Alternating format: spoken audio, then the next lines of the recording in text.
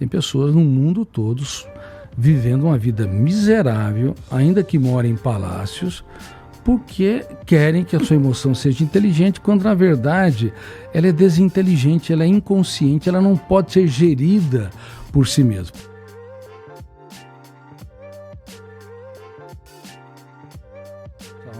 Você dá-se um escândalo diante de uma barata, um problema no futuro que você deveria usar estratégias para resolvê-lo.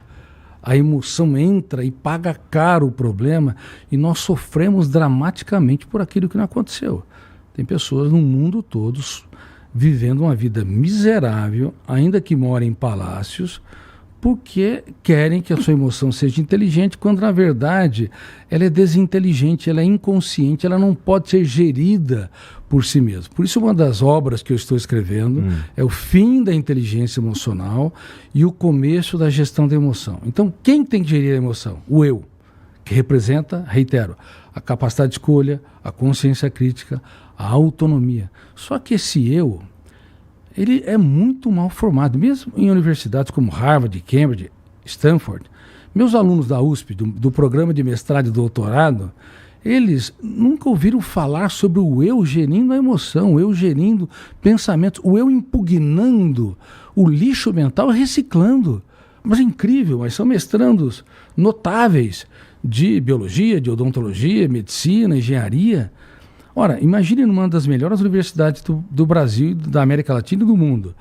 Imagine também que Harvard, Cambridge, Oxford, a Universidade de Pequim, de Tóquio, enfim, não ensina nada sobre os alunos. Então, como é que o veículo da mente vai ser dirigido? Como é que nós vamos desenvolver saúde mental se essa sociedade, como você disse, é urgente, saturada de informações, se o nosso cérebro não estava preparado para essa quantidade de dados? Uma criança de 7 anos de idade tem mais informações que o imperador romano tinha no auge de Roma. Não é sustentável? Isso acelera a mente humana em níveis jamais vistos. Esse passo que a gente deu em direção a essa superexposição, bom, ela nasce com... A ideia inicial é, vamos conectar você com as pessoas que você conhece, as pessoas que passaram pela sua vida e tal, que é a ideia inicial das redes sociais, que é, vamos, né, que esses aqui são seus amigos e tal. Só que acontece que pessoas foram se destacando, se tornando famosas e se tornando os influencers, né? E a gente vive hoje uma realidade que a gente vai conversar com a criança e tal, com um garoto. Ainda tem um moleque que quer ser jogador de futebol, mas tem um monte de moleque que quer ser influencer, ele quer ser famoso. E uma coisa interessante é que, tanto no futebol quanto no mercado de mídias digitais, as pessoas não sabem o que está aqui esperando por elas. E no caso de quem trabalha com internet, eu acho que é um pouco pior, porque ninguém se aposentou ainda criando conteúdo para a internet. É algo muito novo. Então a gente meio que vai descobrindo quais são os limites, quais são as fronteiras, à medida que a gente vai vivendo, construindo e criando. Exatamente. Então, faz parte, talvez, dessa descoberta toda, que eu consigo pagar o aluguel daqui a 3 meses. Isso são questões comuns para um cara que cria conteúdo e não é, sei lá, gigantesco como, sei lá, Felipe Neto, uns caras assim muito grandes, que já conseguiram fazer o seu pé de meia. Então, cara, eu não tô dizendo que esses caras, com certeza, inclusive, passaram por vários momentos de ansiedade, depressão e tal. Eu vou te falar que pra mim foi chocante quando eu descobri que eu tava com sei lá, depressão e eu tinha que tomar antidepressivo. Pra mim, isso foi...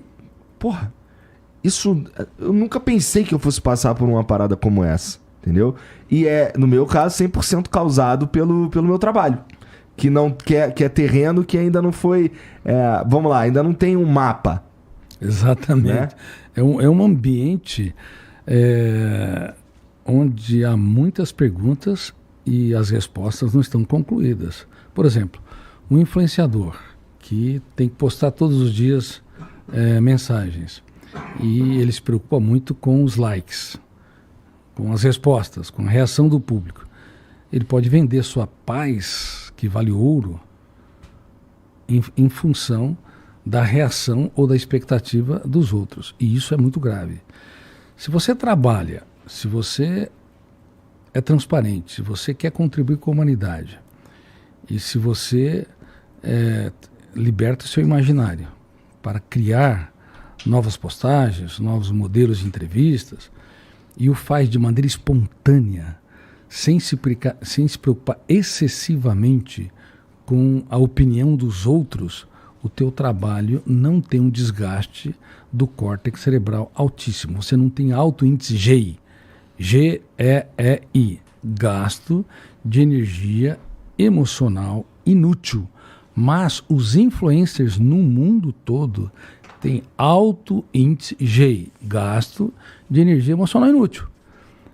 E esgota o cérebro mais do que 2, 3 ou às vezes 10 braçais. Você pode estar aí do outro lado me entrevistando, batendo um papo, como ocorre, o flow é muito espontâneo, batendo um papo, conversando, que já é uma maneira mais espontânea. Agora imagina quem está na televisão, tudo é muito controlado, tudo é muito bem formatado, o cérebro está no estado de alerta constante. Isso gasta energia de maneira atroz. Agora, se você tem um programa espontâneo, livre, aberto, mas é preocupado com os índices de audiência excessivamente, nos bastidores, com os likes, com os comentários. Então, o que você ganha aqui, você pode perder lá. Verdade. E eu estou muito preocupado com os influenciadores no mundo todo. Tanto que, quando eu fui convidado para entrar numa nova rede social, até para opinar, orientar, chamada Got Chosen, que é a primeira rede social que democratiza a monetização, então eu conversei com eles. Bom, o trabalho mental escravo, ele existe no mundo todo. Milhões de pessoas postam todos os dias e não monetizam nada. Reitero, trabalho mental escravo no mundo digital. Então eu disse, bom, Got Chosen, quem quiser no link da minha bio, tem lá, é totalmente gratuito, é só acessar. E 60% o CEO me diz que 60% da renda do marketing vai para os influencers. Pequenos e médios influenciadores que não terão oportunidade de monetizar. Então eles vão poder exercer um trabalho digno, tendo primeira ou segunda renda. É uma rede social americana no mundo todo, ou seja, pode ter uma transferência de renda adequada. Então, quando existe um resultado financeiro onde as pessoas têm o mínimo de segurança, isso diminui o índice GEI. Agora, se nós vivermos em função do sucesso, o Igor, é muito grave, porque você, como eu disse, rumina perdas, mágoas e frustrações, sofre por antecipação, é preocupado demais com a crítica, você terceiriza a sua felicidade, sua tranquilidade em função das expectativas. Aí o cérebro não suporta. Pô, mas aí então eu suponho que os coaches aí da internet, eles te odeiam, porque é basicamente isso que eles falam, né? Vamos, porra, é produtividade, é sucesso, tenta de novo, não sei o quê. Os coaches me leem, tem um carinho enorme com muitos coaches, inclusive o Thiago Brunet, meu aluno, o Flávio Augusto também, meu leitor, meu querido amigo. Tem muitas pessoas que me leem. Só que não pode ser produtividade a qualquer custo. Você tem que ter produtividade emocional. Tem de aprender a contemplar o belo. Você tem que libertar sua criatividade, aprender a ser ousado. Você tem que ser proativo, protagonista, mas você tem que cuidar da sua saúde mental. Caso contrário, o teu sucesso é o teu fracasso. Você ganha perdendo. E de vez em quando um grande influenciador me liga. Perdi o prazer de viver, perdi o encanto pela vida, e perde mesmo. Então você vive em função do que os outros pensam fora de si. E a vida é rapidíssima para se viver como gotas de orvalho, que por instantes aparece e logo se dissipa aos primeiros raios solares do tempo. Mas é longuíssima para se errar. É um paradoxo. É rápida, brevíssima para se viver. Entre a meninice e a velhice são alguns instantes. E, aliás, o tempo emocional está passando mais rápido que o tempo físico. Isso é muito sério. O ano voa. Tá. Devido à síndrome do pensamento acelerado. A percepção do tempo, o dia passa, a semana passa tão rápido. Então as pessoas vivem mais tempo biologicamente. A idade média saiu de 50 anos para quase 80 anos no Brasil, e em 70, 80 anos, em relação à metade do século passado. Mas no mundo todo as pessoas estão morrendo mais cedo emocionalmente. Porque de repente ela se torna idosa, de repente passou, os filhos cresceram e não curtiram, não abraçaram, julgaram muito, criticaram demais e não deram risadas da sua estupidez quando necessário, sabe? Aqueles erros suportáveis, não viram o charme dos defeitos dos outros.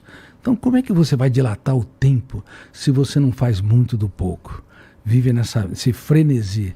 Isso é uma autodestruição. Por isso, os seres humanos, na era da internet, que gerou ganhos de produtividade, ganhos da acessibilidade de informação, da democratização da informação e a democratização da comunicabilidade. Olha, você, se não fosse a internet, talvez você não teria oportunidade. Certeza. Numa grande emissora, e você se reinventou, você é self-made, você se fez sozinho. Isso é muito importante para nós que estudamos essa área.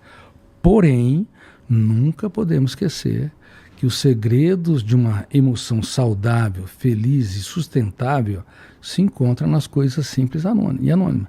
Você tem um gatinho dormindo ali no sofá, repousando tranquilamente. Então você vai lá, você acaricia sua gatinha, você brinca com teus amigos, você abraça mais.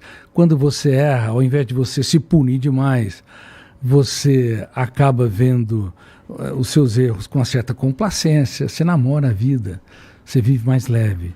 Aí vale a pena você contribuir com a humanidade e ser um influenciador. Caso contrário, ser um influenciador pode ser...